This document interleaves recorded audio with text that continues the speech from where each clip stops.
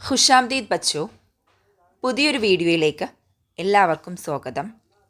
ഇന്ന് നമുക്ക് 9ാം ക്ലാസ്സിലെ ആദ്യത്തെ യൂണിറ്റിലെ 0 പേജ് പരിചയപ്പെടാം. യൂണിറ്റിൻ്റെ പേരിതാണ് ജബാൻ ഓർ തഹസീബ്. ജബാൻ എന്ന് പറഞ്ഞാൽ ഭാഷ, ഭാഷയും സംസ്കാരവും. യൂണിറ്റിൻ്റെ പേരിന് യോജിക്കുന്നത് പോലെ തന്നെ മനോഹരമായിട്ടുള്ള ഒരു ചിത്രമാണ് ഇവിടെ നൽകിയിട്ടുള്ളത്. നമുക്കറിയാം, ഓരോ ഭാഷയും ഓരോ സംസ്കാരമാണ്. നമ്മുടെ ഉറുദു ഭാഷ മഹത്തായ സംസ്കാരത്തിൻ്റെ ഭാഷയാണ്. നോക്കൂ, ചിത്രത്തിൽ കാണുന്നത് എന്തെല്ലാമാണ്? നമുക്കറിയാം, ഒരുപാട് താരീഖി ഇമാറത്തുകളുണ്ടല്ലേ. ഇവിടെ താജ്മഹൽ കാണാം, നമ്മുടെ ഇന്ത്യ ഗേറ്റ് കാണുന്നുണ്ട്.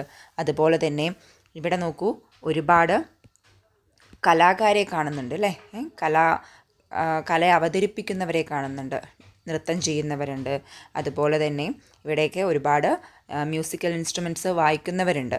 ഇത് നിങ്ങൾക്കറിയാം, ഇത് നമ്മുടെ ഉസ്താദ് ജാക്കിർ ഹുസൈൻ ആണ്, തബല മാന്ത്രികൻ ഉസ്താദ് ജാക്കിർ ഹുസൈൻ. ഒരുപാട് മ്യൂസിക്കൽ ഇൻസ്ട്രുമെൻറ്റ്സ് ഇവിടെ നൽകിയിട്ടുണ്ട്. സിത്താറുണ്ട്, ഹാർമോണിയം ഉണ്ട്. അതുപോലെ തന്നെ നമ്മുടെ ഇന്ത്യയിലെ വിവിധ കലാരൂപങ്ങൾ ഉൾക്കൊള്ളിച്ചുകൊണ്ടുള്ള, ഒപ്പം തന്നെ നമ്മുടെ ചരിത്ര സ്മാരകങ്ങളുമൊക്കെ ഉൾക്കൊള്ളിച്ചുകൊണ്ടുള്ള മനോഹരമായിട്ടുള്ള ഒരു ചിത്രമാണിത്. നമുക്കറിയാം, ഓരോ ഭാഷയിലും ഓരോരോ സംസ്കാരമുണ്ട്. ഓരോ ഭാഷയ്ക്കും അതിൻ്റേതായ സംസ്കാരമുണ്ട്. ഓരോ ഭാഷയിലും അതിൻ്റേതായ തനത് കലാസൃഷ്ടികളുമുണ്ട്. അതുപോലെ തന്നെ നമ്മുടെ ഉറുദു ഭാഷയും നമ്മുടെ ഈ കലാസംസ്കാരത്തിന് ഒരുപാട് സംഭാവനകൾ നൽകിയിട്ടുണ്ട്. അപ്പോൾ ഇവിടെ ഒരു ഷെയർ കൊടുത്തിട്ടുണ്ട്, അതെന്താണെന്ന് നോക്കാം. ഉറുദു ജിസേ കഹ്തേ ഹേ തഹസീബ് കാ ചഷ്മാ ഹേ വോ ഷഹസ് മുഹസ്സബ് ഹേ ജിസ്കോ യേ ജബാൻ ആതി ഹേ. എന്താണിതിൻ്റെ ആശയമെന്ന് നോക്കാം. ഉറുദു ജിസേ കഹ്തേ ഹേ അല്ലേ, തഹസീബ് കാ ചഷ്മാ ഹേ. ഉറുദു എന്ന് പറയപ്പെടുന്നത് തഹസീബ് കാ ചഷ്മാ ഹേ.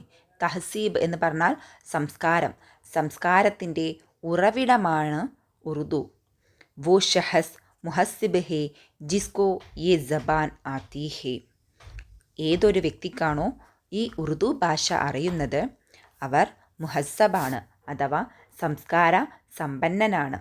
അഥവാ നമ്മുടെ ഉറുദു ഭാഷ എന്ന് പറയുന്നത് സംസ്കാരത്തിൻ്റെ ഉറവിടമാണ്. ഈ ഭാഷ അറിയുന്നവർ സംസ്കാര സമ്പന്നനുമാണ്. അപ്പോൾ നമ്മളെല്ലാവരും ഉറുദു പഠിക്കുന്നവരാണ്. നമ്മളിലും ഒരുപാട് സാംസ്കാരിക മൂല്യങ്ങൾ ഈ ഭാഷയിലൂടെ ഉണ്ടാവട്ടെ എന്ന് നമുക്ക് ആശിക്കാം.